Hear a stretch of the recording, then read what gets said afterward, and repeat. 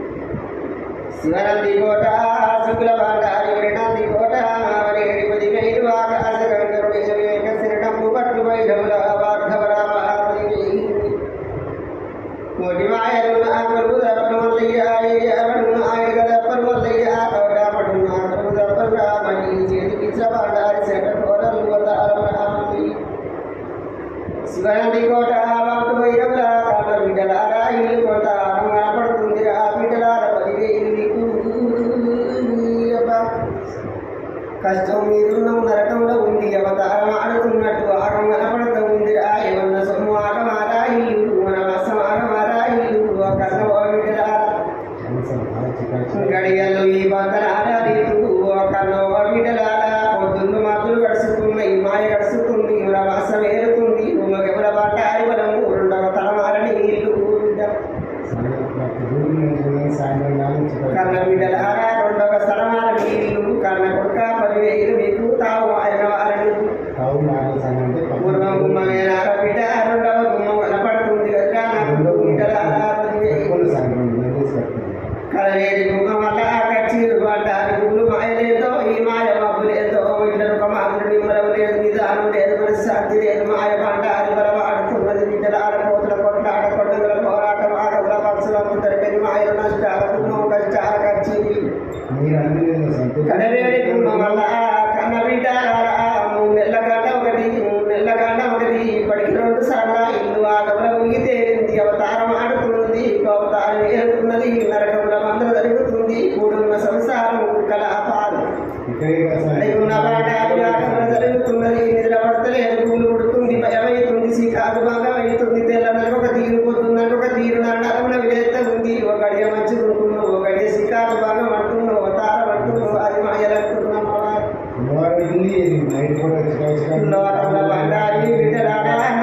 సుదురు పొడిచినట్టు కీలు కీలు కట్ల బద్దయినట్టు వాడు పిలుస్తుంది వీడు పిలుస్తుందా అని బిడ్డలారా వాడు పిలిచి వీడు పిలిచిన అన్నట్టు గుగులు భయం భయం దేవుడా నరుడా ఎవడంత చేసినా కార్య దుల్లాగా శర్మ ఇవ కర్మరా అమ్మనడక వచ్చిన ఎదురాడుతున్నామంటున్నా ఎది గుమ్మవయ్యా ఎది అక్కడుగా ఏకపాదిరేయు 3 నెలల నుంచే ఇది సంభవించినట్టు కళ్ళ కనపడుతుంది ఇది సంభవించి 3 నెలల పొద్దురా అవనాశం ఆడుతుంది అక్కడుగా అవతారం ఆడుతుంది ప్రేమి మీద పడ్డది అసలు వారం నాడు కింద కింద పడేది కదరా బిడ్డలారా 10,000 నిమ్మకాయలు పసుపు తెచ్చుకురా చెప్పడు పసుపు ఇంకా ఇంట్లోదే కావాలి మా ఇంట్లో ఇంట్లో దేకుంటే చెప్పడు నాకు అవునాడు ఇంట్లోదే కావాలి ఇంట్లో పసుపు తెచ్చుకోవాలి కన్నా తెలవాలి మాకు తెలవక తెచ్చుకోవాలి వచ్చింది నేను ఇక్కడ అవునాడు నేను తల్లి ఇద్దరు తగ్గిందా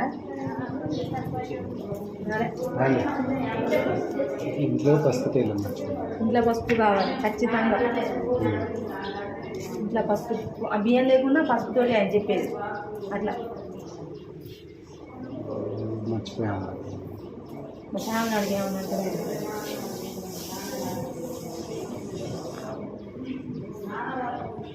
ఏ ఊరు మీద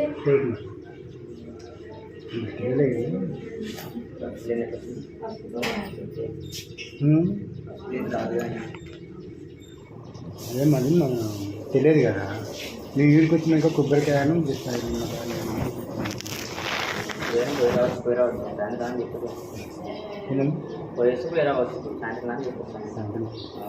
మళ్ళీ వారం మళ్ళీ బుధవారం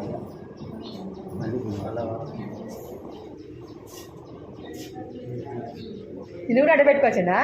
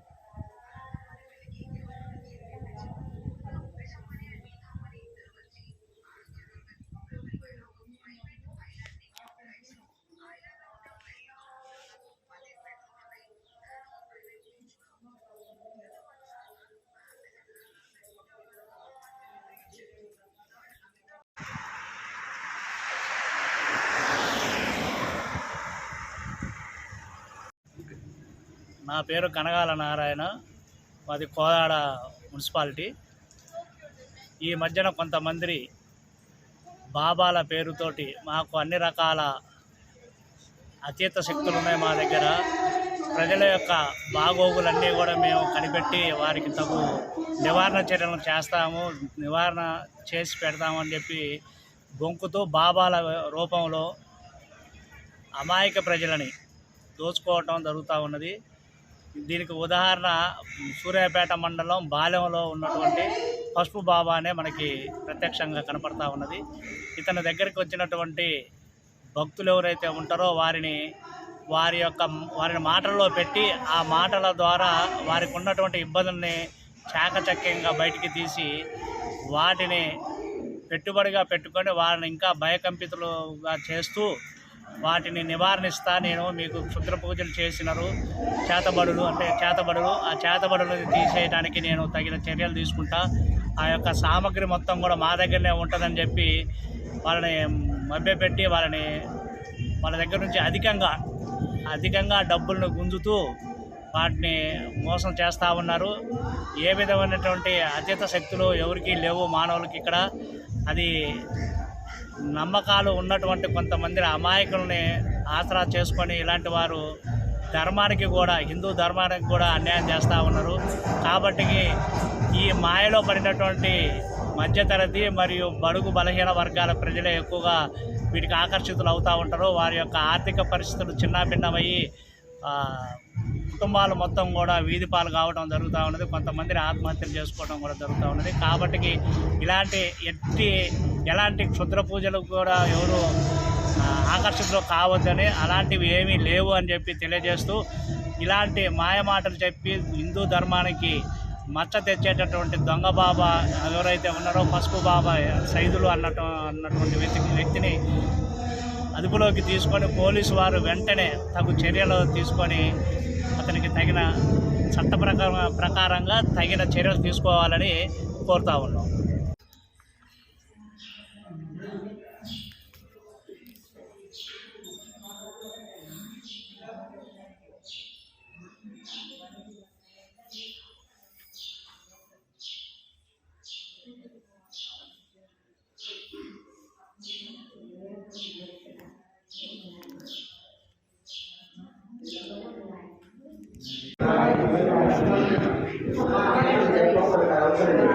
రోడ్డు కాడి పోయినా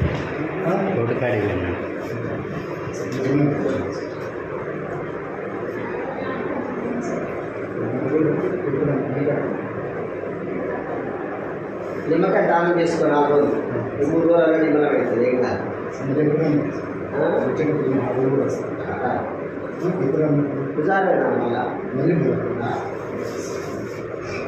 అయితే రైత్రి మీద ఎవరో కూకుంటున్నట్టుగా చెప్తున్నాడు కదా, మైసమ్మ తోలిగా మైసమ్మ మీద పడ్డది, ఇతను బిడ్డది 3 నెలలు పాటు చేసుకొని ఇలాగా జరుగుతుంది.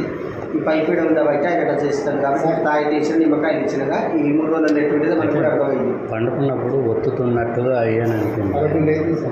పొద్దుకు నుంచి ఉంటుంది గలుగులో పోతా పొలంకాడికి పోతా ఇక 11 చికాకు రేపు ఆదివారం అమావాస్య ఉంది కదా అన్న, ఆదివారం అమావాస్య నాడు చెరుగట్టు ఉంది కదా దగ్గర, మన చెరుగట్టు పోయి నిద్ర చేసిన మన బుజారు నాడు ఇక్కడ నాకు 11 ఏళ్ళు చికాకు సార్ మీ దగ్గర పోయి చదువు నా టయానికి పోయి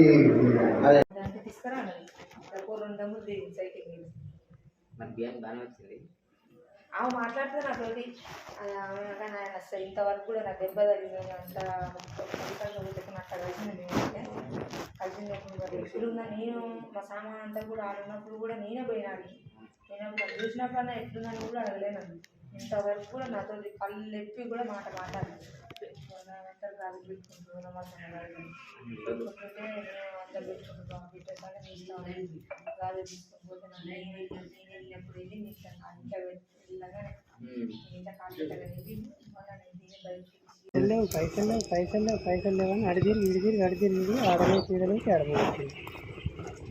3 ఈసేవల కాడ తిరిగింది డబ్బులు తెస్తానని పోయి.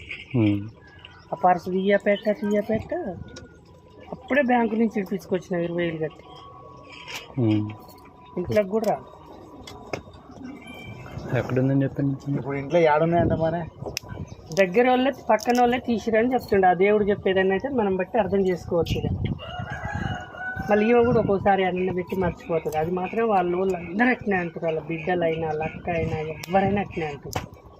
ఈమె పెట్టి బాగా మర్చిపోవడం మతి బాగా. మామూలుగా ఇంట్లోనే దేంట్లో గుడ్డలన్నా లేకపోతే ఎక్కడన్నా పెట్టి ఎక్కడ పెట్టింది మనకేమైనా. నేను ఆకడికి అన్నా వచ్చి స్నానం గిట్ట చేసి బజారు పోదాం అంటే నేను అనగా మునిసిపల్తో ఉన్నావు అవి పెట్టుకోరాదంటే ఇవన్నీ చాలా తలిగియాలి టైం పడుతుంది పొద్దుడు పెట్టుకుంటా అన్న 2 సార్లు అన్న పెట్టుకోవాలి.